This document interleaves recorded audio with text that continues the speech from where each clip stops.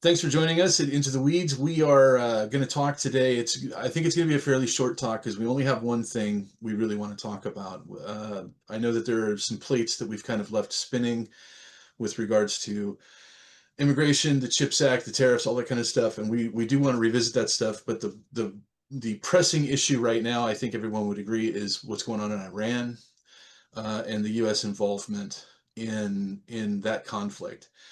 I want to.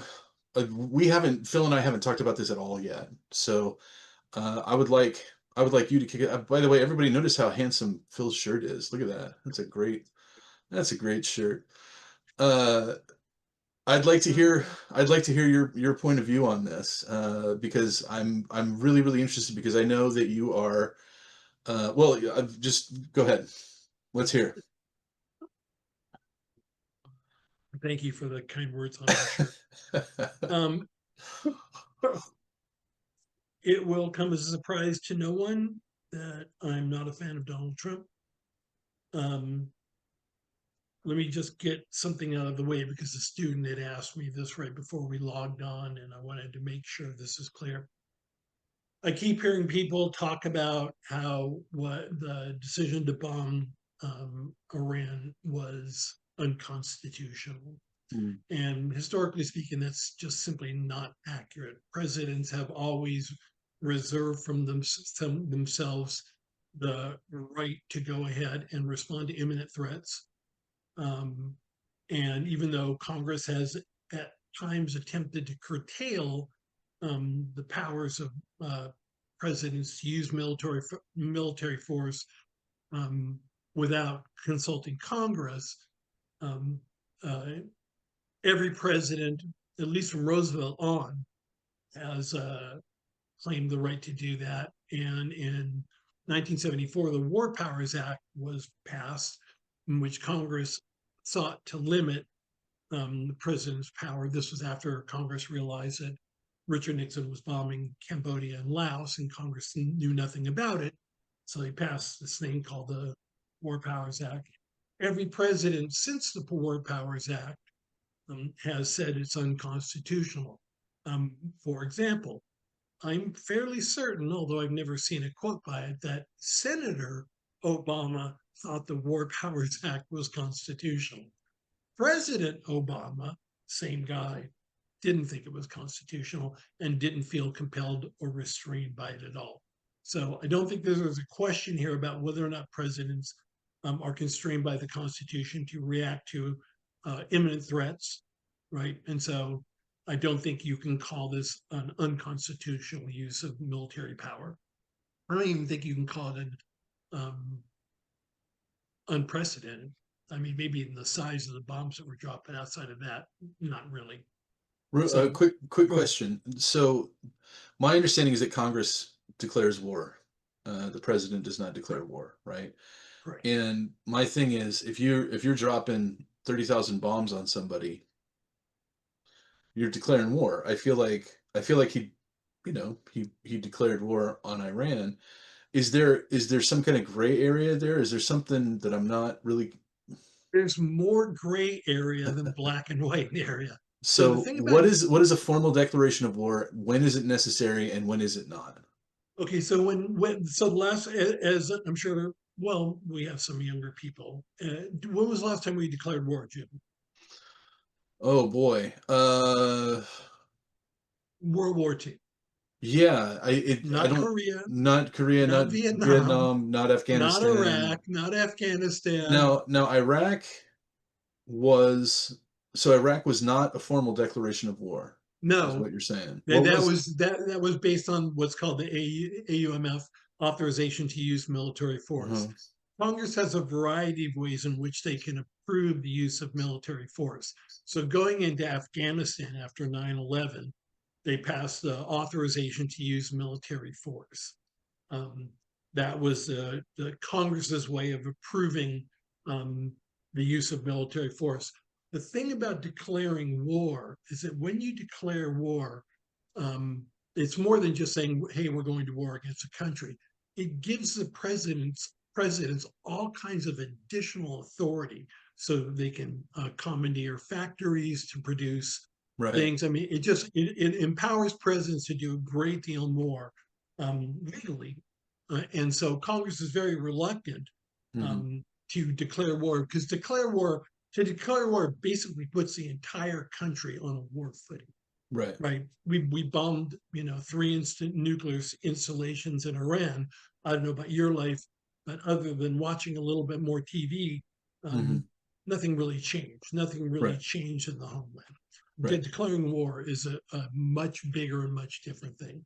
So that's the difference. Okay. All right. So in any case, so I think the question about whether or not it was constitutional really isn't. Uh, it's not a. It's not a particularly valid argument by my estimation. But what presidents typically do is so there are two questions that get raised in my estimation. One, was there an imminent threat? And then the second one was if Congress isn't going to declare war or authorize war because the threat was imminent, what's the normal protocol? Well, the normal protocol is to convene what's called the Gang of Eight. The Gang of Eight are the majority leader, minority leader in the Senate. So the majority leader in the Senate, minority leader in the Senate, the Speaker of the House, and the ranking member in the House, the minority leader in the House, and then the chair and the ranking member of the Intelligence Committee in the House and in the Senate. So that's the Gang of Eight. And Okay. so typically, when presidents are going to engage in some sort of military excursion, they convene the Gang of Eight, notify them, let them know what the intelligence is, and the Gang of Eight, I think by law, is not allowed to go public, even with other members of Congress. That Hmm. it's a very exclusive group, and if they're not, it would be I think it would be a security breach to talk to anybody else about it. From what I understand, um, that didn't happen. Now it's in the early stages. We don't know. Hmm. We'll have to wait for reports to come in. So while I don't think Congress needs to declare war, and you certainly wouldn't want to have a vote in Congress on whether or not to bomb Iran, Right. right? Because then that would let them know they were being bombed. Um, if the Gang of Eight wasn't convened, that would be deeply troubling. Again, that would be another example of an expansive use of executive power that from the very beginning when we started recording these things, um, I expressed concern, Jim will express concern that this is problematic. The second part is the question about whether or not there was an imminent threat. Okay. Um, I don't know if people know this, but in March of the 25th and the 26th, um, the director of national intelligence, Tulsi Gabbard, went before the Senate and House Intelligence Committees separately and stated, and I'm quoting here, that the intelligence community, and I'm going to quote her to make sure I get her words exact, continues to assess that Iran is not building a nuclear weapon, and Supreme Leader Khamenei has not reauthorized the nuclear weapons program he suspended in 2003. Now, she did note that, and the intelligence community noted that they continue to enrich. They have a stockpile of uranium. It's up to 60%, not the 90% you would typically want, but that there's no real Practical. explanation, Right. it's not for peaceful use, right? Right. And so there is concern that's been expressed throughout the intelligence committee report. So I looked at 2016, 17, 18, 19, through Trump's first administration and his second administration. All of them expressed concern about the increased stockpile of uranium. All of them concluded that they weren't developing a nuclear, hadn't authorized the weaponizing it and creating a weapon. So I have deep concerns and questions about whether the attack was imminent. It still doesn't mean that President Trump's going to come to, or any president is going to come to Congress and have a debate about whether or not they're going to attack Hmm. Iran. But because I think he's a deeply incompetent person, because I think he has surrounded himself this time with not everybody, but some deeply incompetent people. I don't trust his judgment. So I don't think it was imminent. I don't think they were on the precipice of developing a weapon. I think I'm mind reading something Joe and I have talked about. I think he saw the incredible success of the Israeli attack and just wanted in on some of that action. He's been getting a lot of bad press about the ICE raids and all this other stuff. And so, So let also, I me will say too that militarily, Iran was way more exposed than they have been. So it was a safer time to do this than would be under any circumstances. So sure. that's where Right. Yeah, I their anti-air stuff was gone. yeah, Uh yeah. so it seems to me that there's kind of a a contradiction here, right? Which is that Gabbard came out and said that they're not working on a nuclear program. They're not working on building a bomb, right? And I think that she was telling the truth as far as she knew. I don't think she's going to come out and lie about something like that. Right. Uh, but also their enrichment was up to 60%. Now, like you said, you need 90, I think it's 92% enrichment Right. to be able to develop a warhead that will actually reach critical mass, right? And that amount Right, of, and then just to add in real quick, and then you have to weaponize it, and then you have to right. have a delivery system. So Exactly. just So getting up to it's not just having the 92%. material. There's more Right, to it, right? right, right. You need a missile system and a guidance system. As far as we know, they have the missile systems. Their guidance systems, we're not entirely sure how effective they Right. are. You know, but problem number one is the enrichment. And as you said, there's no reason to enrich beyond 20% for regular commercial use, right? If you're Right. using it in reactors for nuclear power for your people, if you're using it to build MRI machines or, any kind of medical Yeah. application, you don't need anything beyond 20% enrichment, and they were up to 60. Right. They So were why why were they up to 60? Why do that? That's a lot of time and material to do that. Those centrifuges have to spend a long time to enrich that high. If there's no use other than a weapon, why would they do that? so. I mean, the only thing that I can think of is that regime um, wanted to demonstrate that it had the capacity to develop a weapon, but it hadn't taken that step. Right. So that would be my thinking on it, because he suspended Khamenei, suspended the program, and the intelligence community has for the last 8 years, um, although expressed concern about the enrichment that you were talking about, they it has always been stated that there doesn't seem to be any evidence that they have been moving towards developing a nuclear weapon yet. So they haven't taken that step for whatever reason. I have no idea. I would not like to try and guess why the Islamic Republic does the things it does. Right. Uh, I understand, but that's not a satisfying answer, right? If you're enriching uranium, that is a tremendous cost to do that. That is a tremendous cost, both financially and potentially politically. Knowing that if you are enriching, if you're actively enriching, and information about that gets out to the international community, that there's a strong political price to pay for that. If there is no utility in doing it, then there is no reason to do it. Question is right. So that's why I didn't try and give an explanation other than a potentially military one. Hmm. The question is whether or not that warrants uh, one country bombing another country. Sure. Okay. Right. And 100%. and whether or not that threat is imminent, Okay. because on some level, you could they argue that um, other countries have nuclear weapons. Israel has a nuclear weapon, so Hmm. I'm sure that they probably would feel more comfortable having one. That's the other concern I have about the decision to bomb um, the nuclear installations. Uh, Ukraine gave up its nuclear weapons voluntarily Hmm. and then were subsequently invaded.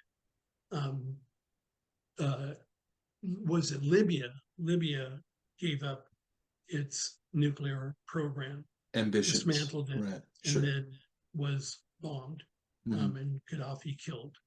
Right, and so more and more, the rationale for having nuclear weapons is being reinforced.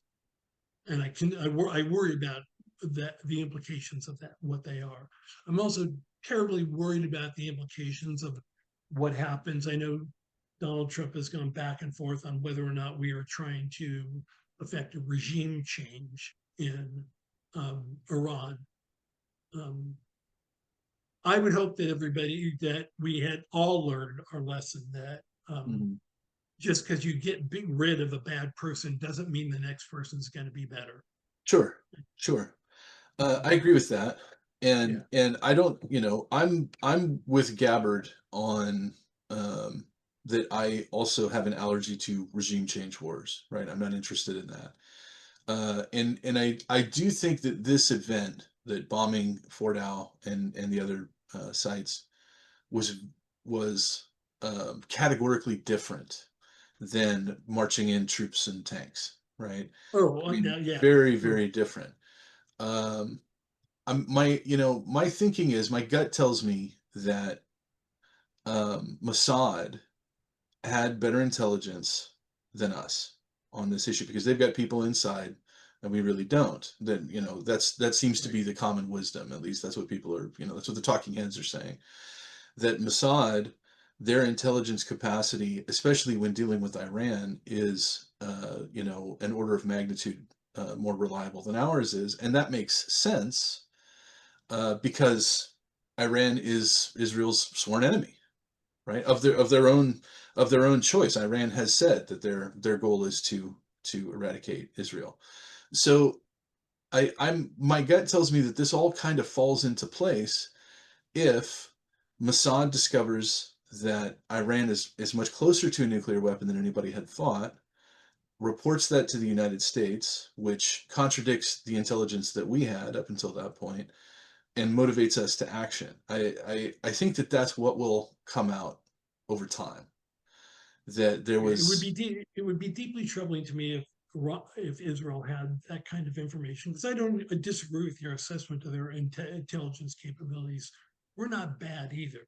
If you no, no, no, not recall, at all, not at all. right? If you recall, But Mossad in Iran, Mossad right, has people in place, right? right, I don't know that right, we have the assets at the levels that Mossad does in Iran.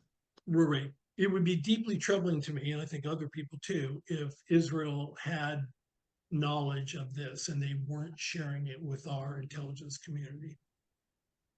Okay, So, but yeah, suppose that so Gabbard comes out again. We're just spitballing here, spitballing, right? right. Gabbard comes out in March and says, to our knowledge, they don't have a nuclear program. Sometime in late March or early April, Mossad discovers, oh, they actually are working towards this. It sort of puts a timeline on it where okay, so Israel now knows that they're closer to, let's say, April 1st, they're closer to a bomb than they have been in a long time. Mossad shares that with America. Trump says, okay, here's what we're going to do. We're going to go 60 days. We're going to give them 60 days to come to the table, because they're not going to be able to build a weapon in that amount of time, right? That puts us June 1st.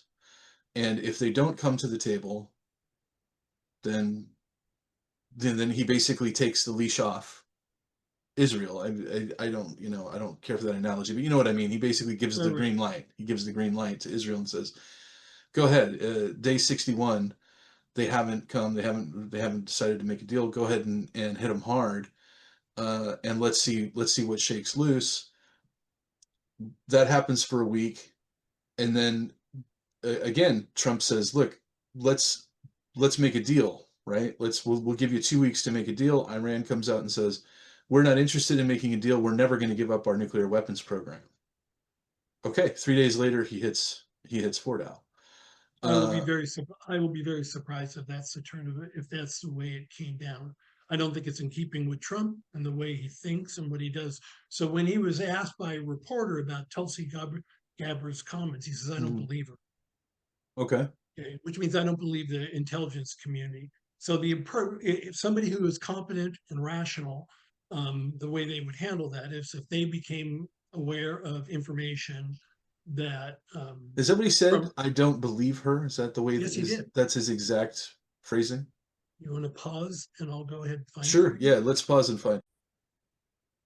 Okay, we have the statement here. It looks like this was Trump in New Jersey in the last half of June. He was asked, "What intelligence do you have that Iran is building a nuclear weapon?" Your intelligence community had said they have no evidence that they are at this point. So that's in reference to what Gabbard had said in March. Trump says, "Well, then my intelligence community is wrong." Uh, who said that? Your director of national intelligence, Tulsi Gabbard, said the reporter. Trump says she's wrong. Uh, the president previously dismissed Gabbard's testimony, and on his way back from G7 summit in Canada, a reporter noted that Gabbard testified in March that the intelligence community said Iran wasn't building a nuclear weapon. Trump says, "I don't care what she said. I think they were very close to having one." Gabbard also accused media outlets of taking her testimony out of context. Whatever. America has intelligence that Iran is at the point that it can produce a nuclear weapon within weeks to months if they decide to finalize the assembly, said Gabbard. So it seems like um, that she shifted her opinion as well, right? Now you could say that's because whatever, she wants to keep her job, she got browbeaten into doing it, and that's fine. We don't know the truth behind that, but again, that gels with my supposition, which is that Mossad got intelligence, that they were much closer to actually having fissile material than anybody had previously thought, and then reported that to America. At which point, so It so also so Trump did not. It's it important. also Trump. it also gels with my supposition that he has surrounded himself with yes people who know that if they want to, just like you said, want to keep their job, they have to be in line with what he says. So she faithfully reported what the intelligence community says. And just for people who don't know, this is 18 different Mhm, agencies that combine together their respective resources to come up with an annual threat assessment. They do this mhm. every year. And so, Jubal, you want to believe and you want to think about a way that what he did is rational and makes sense and is responsive to actual information. I think the guy's a liar.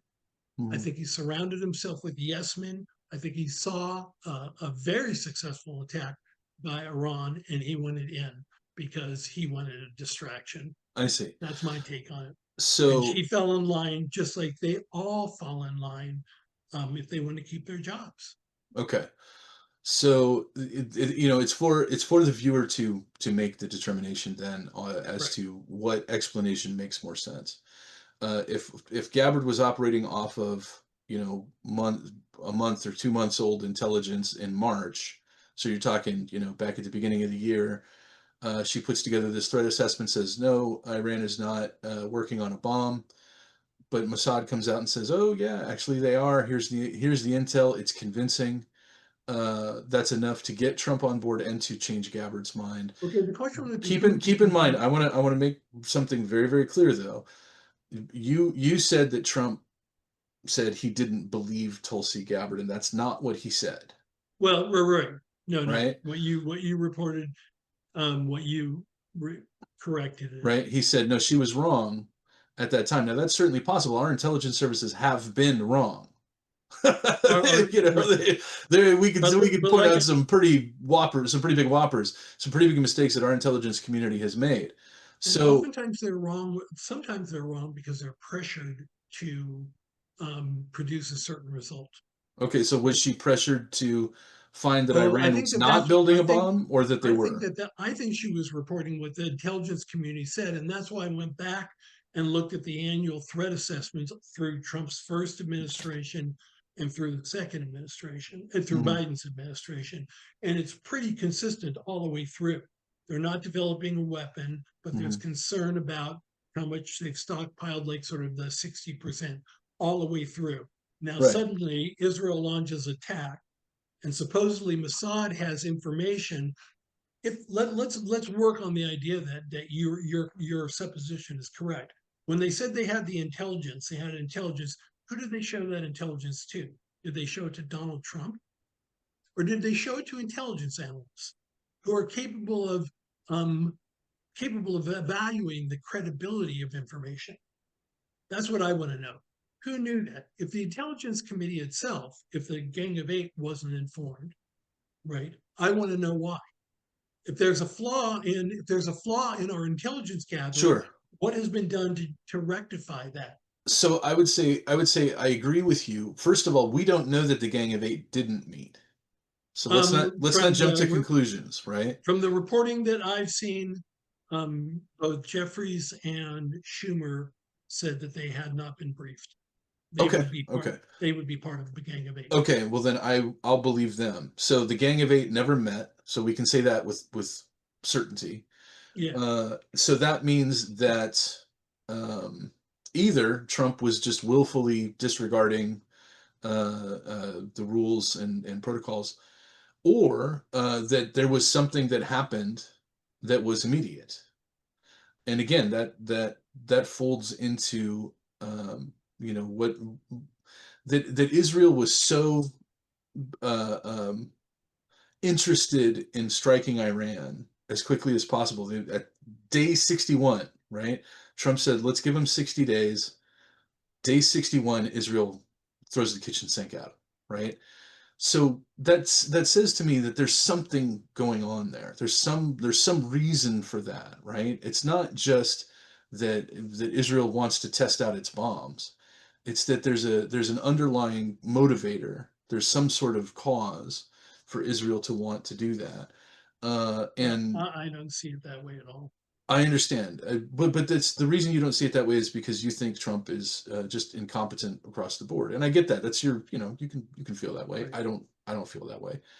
But And if if I think in his case, like I said, the additional part is that he's been, if you look at his polls right now, they're not very good. And in mm, particular on the economy, and on inflation, he's really underwater. mm, And as you know, I believe that's why he won the election, because people are upset about the economy and about mm, inflation.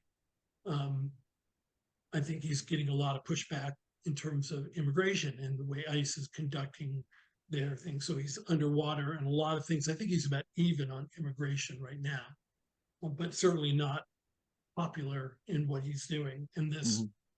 took all of that off of the Well, front but it page. also but it also did not create. Look, I'm not happy about bombing Iran. This is not something I'm excited about, right? And I don't think reasonable voices on the center right are excited about this. I think the overwhelming majority of independents are like, really? Is this like if it comes down to a question between we bomb Iran or Iran gets a nuclear weapon, what is the better outcome? Now, certainly Israel has an opinion on that matter, but what is our position on that matter? Because, like you said, India's got a nuke, Pakistan's got a nuke, Israel's got a nuke. Japan. There are a lot of countries that have nuclear weapons, and I and, believe North and Korea does as well. North Korea anti-proliferation is certainly a good doctrine, but at what cost? Right? Was this the smart move? I do think that Iran, more than any other nation, with the possible exception of North Korea, is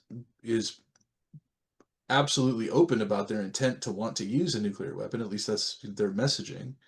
And you have to, if somebody tells you who they are, you have to believe them, right? You got to listen to them. So they say we want a nuclear weapon so that we can wipe Israel off the face of the earth. I gotta take them at their word, right? Yeah, Um, I just don't think that that makes any sense at all, because obviously, one is whether they have the ability to deliver a weapon. They mhm, are not the military in this. They are not the military power that people frequently um, talk about them being. I mean, we talked about it, I think, in the last podcast about, or maybe it was just a private conversation, the how incredibly overmatched they were by Israel. I mean, sure, just stunningly overmatched, and continue to be. Like right, Israel's continuing to launch weapons, bombs into Iran. So I don't see them as, even if they had enriched up to 90%, their ability to weaponize it, their ability to deliver it, I think is highly questionable So And your position is, yes, and I'm not necessarily disagreeing with you. Your position is that they wanted a nuclear weapon as a deterrent. yes. They wanted a nuclear weapon to prevent anybody from messing with them. Well, I mean, I think about it like this. Let's imagine they had a nuclear weapon, and let's Mm, imagine they have the capacity to deliver it. Would Israel have would Israel have attacked Iran? mhm. Probably not, for Right. self-preservation. Do I think Iran would have dropped a bomb on Jerusalem or Tel Aviv? Probably not, Well, because Israel, certainly not Jerusalem. Uh, or even Tel Aviv, Israel would respond in kind, uh, and they would. I mean, they would take out Tehran and other major cities. I mean, I think it would be. I mean, that's the thing about so you, using in nuclear your weapons. estimation, it's okay for Iran to have the bomb. I'm not thrilled with. I'm not thrilled with North Korea having one. I'm not thrilled with um, Israel having one. I'm not. The more more proliferation there is, the scarier it gets. And then especially if you have, I worry more about Iran than I do North Korea because it's a theocratic regime. Hmm. And I worry about people who think that when they die, they're going to a better place, right? Right. So, so Right. Kim Jong Un, I think, has got like a survival thing going on, right? Sure. Sure. I worry about theocratic regimes like If that. survival is not your ultimate goal, then you're much You're a scarier. danger, right? So I worry more about So, Iran. Um, the question is, what happens when you bomb a country like that? What mm, does it do? I know that there were protests in favor of the regime in Tehran. of Um, course, there's this rally around the flag effect that happens of when course, countries of get. course. And so I worry about what does that do? Do they Mhm. crack down on dissent even more? What does it do? And the people who are talking about regime change, I think, are terribly misguided. It has not worked particularly I well. I Case do in not point. disagree with you about that. Yeah, I think that the machinations that people, people think they're moving pieces on a chessboard, and that they've got this, this superhuman ability to make things happen internationally. I don't like the idea of regime change conflicts. I've said that before. I'll say it again. However, I do think that the real casualties of a nuclear Iran are the Iranian people. Because look at what happened. Look what happened to North Korea. As soon as they got the bomb, we basically put a wall around the country, right? And we're just like, okay, you've got the bomb. We're not going to mess with you, but we're also not going to let you be part of our community. You're not going to be part of the international community. You're going to be set aside. You're going to be on your own.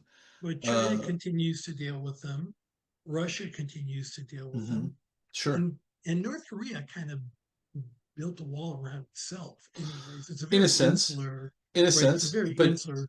but the people of North Korea, again, the people of North Korea, after North Korea became a nuclear power and was no longer had to listen to the international community, basically.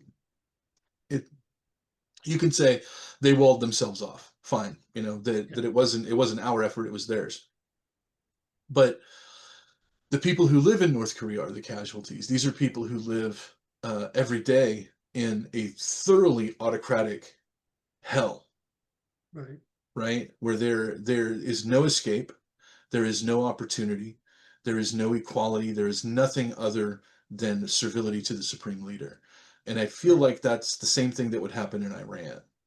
If they were to Yeah, develop although a nuclear I weapon, think Iran is a much different society, right? It's a much different society.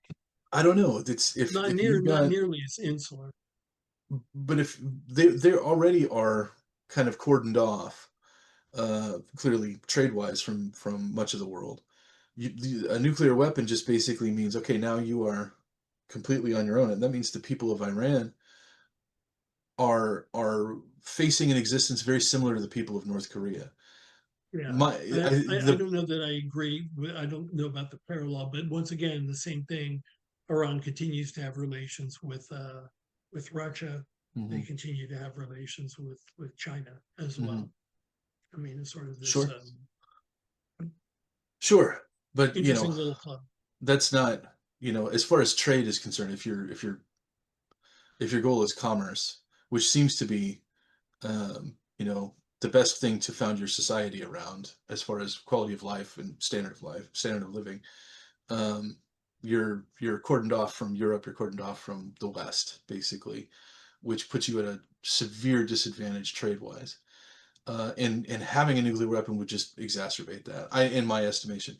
Now, so basically, I'm suggesting two things. I'm saying, um, I don't like the idea of a nuclear Iran, not necessarily because I'm afraid Iran is going to blow everybody up and destroy the world. Maybe, those guys are nuts, right? But because there are so many people in Iran itself that will suffer as a result of that regime being closed off from the West for the next generations. And then I do think the idea that there was some kind of intelligence that emerged that showed that they were farther along matches up with the timeline and also matches up with our knowledge that we know to be true that they were enriching at 60%. Why would you do that unless you were making a bomb? There is no reason other than making a bomb. Again, unless you want to frighten the rest of the world and I say, hey, guess. we could be a nuclear power. So you want to basically We say you have we a have bomb we even have though you we don't have have one. we want to be we could be a nuclear power. We've opted not to do so. Yeah, Right. I think you're giving them So too much to me, credit. that is the plausible explanation for why they've done it. They don't want to scare the world by actually doing it, but they want the world to know, look, we are an advanced society. We have this capability. We choose not to exercise it, but we saw what happened to Libya and we saw what happened to Ukraine. I So understand. that's just my Yeah. answer to that. Okay. All right. I think so let me tell you what I think we'll find out. I think we'll find out that the Gang of Eight was not um, notified. The intelligence Right. community assessment was consistent with other intelligence community assessments, and that Tulsi Gabbard was reporting it as is her statutory obligation, reporting it accurately. I think Donald Trump wanted to get in on some of the action. He wanted Wanted to to pile change on to be he popular. wanted to pile on, but mostly wanted to distract from sort of the negative reactions and what was going on. The parade didn't do it for him, so Okay. this is his So way it was to just right. It was grab the just headlines. okay. And in the interim, you're Then bombing. why did Israel undertake this offensive? I mean, Bibi Netanyahu is pretty much in the same boat diplomatically. I mean, domestically as Donald Trump.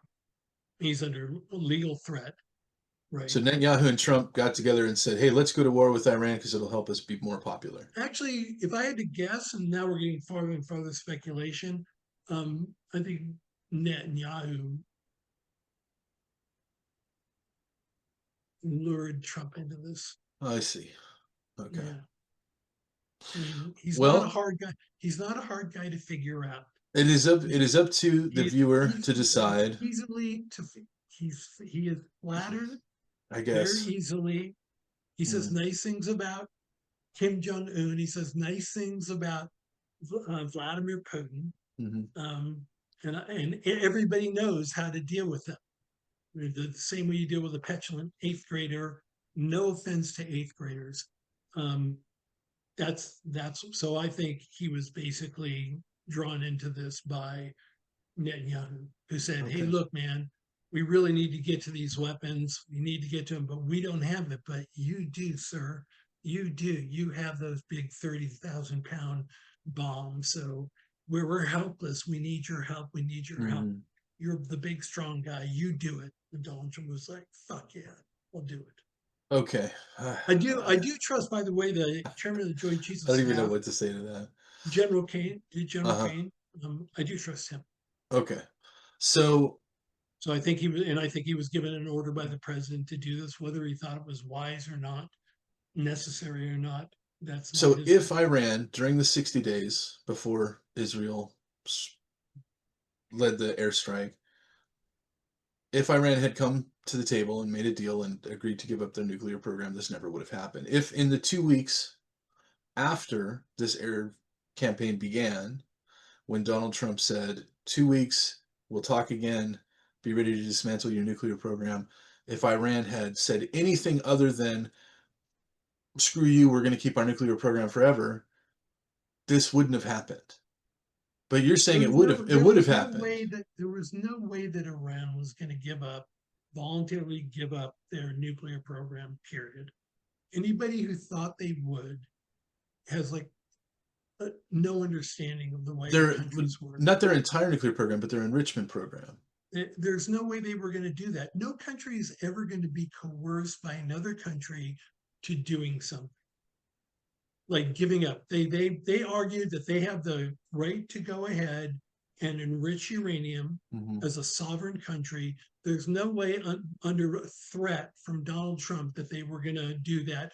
Just like when he told them after Israel attacked that they should unconditionally surrender. Just like when he told the people of Tehran they should evacuate the city, they didn't evacuate the city. People don't take him seriously. I don't blame them. He's an idiot. So and there you have it. All right.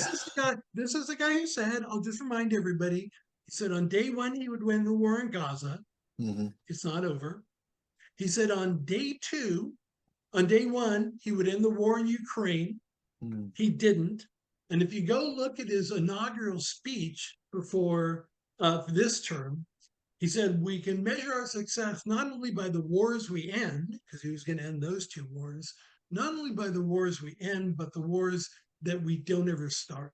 And now he started a war of his own volition, it appears. To be popular. So by his own measure of success, he's a failure. So if he becomes more popular as a result of bombing Iran, do you think that's going to happen? Then that would lend credence to your. I don't. I mean, I think there's going to be people like me. I don't think it is either. But that's, again, that is your whole argument, is that he did this to be more popular, but it's not making him more popular. I don't think no. I think no. I don't think it's going to make him more popular. I think people like me don't trust him, so we don't believe anything he says about it. People who support him, people like you, are looking for ways to make sense for why it was the right thing to do. I think the people in the middle, probably for the most part, aren't paying attention. People who support him. I think there's a difference between. I did vote for him. I think there's a difference between supporting the president and agreeing or disagreeing on particular issues, right? Sure. So I don't blindly support Donald Trump in anything that he does. I wasn't suggesting that you blindly support him. I just think that people tend to want to rationalize their decisions and why they feel the way they do. Maybe so. Maybe so. People like myself who think he's an idiot aren't going to ascribe to him intelligent, thoughtful, analytical judgment in making this decision. But you're also trying to rationalize that decision that he's no. I'm keeping it. I'm saying we're doing the same thing. Absolutely, 100%. Okay, so essentially your position on this boils down to he piled on to try to be more popular, even though this is not going to make him more popular. My position is, I think that there was some intelligence that Mossad had that we didn't, that accelerated the timeline on this, and I think that will come out over time. We'll see. I'm making the prediction that's what's going to happen. And then if that does happen, my question would be, when Mossad came up with that intelligence, who did they report it to? Did they go to the intelligence community, the people who are equipped to go ahead and analyze intelligence, or did they just tell Donald Trump, hey, we have intelligence that they're close to? I don't think Mossad called Trump on the phone at 2 a.m. and said, hey, we got some info for you. Unless Netanyahu did it. Because Netanyahu said, look, we have intelligence, your guys are wrong. And if he simply believed Netanyahu the same way that he believed Vladimir Putin, that they had nothing, that they didn't interfere with the election, again, if that turns out to be the case, well... time will tell, I suppose. Yeah. But I'm glad that we agree, first of all, that this isn't really a constitutional issue. The presidential powers are such that he was within his rights to do this. And also, I think that we agree that this is that best case scenario. This is extremely troubling, right? This is an extremely troubling situation. I don't like bombing other countries. I don't like being at war with other countries. We're at a de facto state of war with Iran right now. I don't like that. So it remains to be seen how now we're going to get out of this mess. And I think that we should all have our eyes wide open and try to understand what's really happening as time goes on. And that'll be my final opinion. And my prediction again, my prediction is that Mossad passed intel to the U.S. and that's what moved the timeline forward, as far as my opinion is concerned. Anything else? Nope. No? Okay. Thanks for joining us, and we'll see you again later. Take care.